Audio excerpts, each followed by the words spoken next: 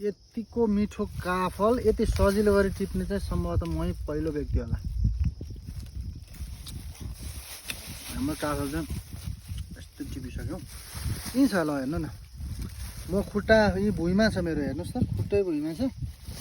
काफल यतिको डिस्टेन्समा भनेको चाहिँ यो रुखसुख चढ्न पनि नपर्ने होइन, एकदमै राम्रो काफल छ। तपाईँ हेर्न सक्नुहुन्छ, यहाँ हेर्नुहोस् त दाना हेर्नुहोस् त, चरप्पै दाना। यसलाई यस्तो गरेर लक्क लिएपछि आफू त खान सकियो, घरको परिवारलाई पनि टिपेर लानलाई चाहिँ सजिलो भयो। तपाईँहरू यति काफल खान चाहनुहुन्छ भने अब सिजन चाहिँ ट्याक्कै सकिन आँटेको जस्तो मैले महसुस गरेँ होइन।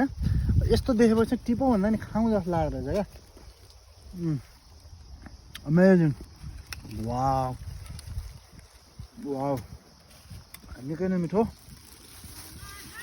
अब टिपेर फ्यामिलीलाई पनि टक्क लडिदिएपछि फ्यामिली पनि खुसी होइन, काफल खान पाएँ भनेर होइन।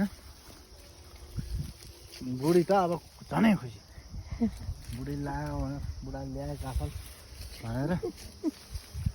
फेरि किसकिस हाँस्ने को भन्नु होला, फेरि यो किसकिस हाँस्ने चाहिँ फेरि आफ्नै बुढी है, फेरि बाटो पारेर होइन चाहिने काफल भयो।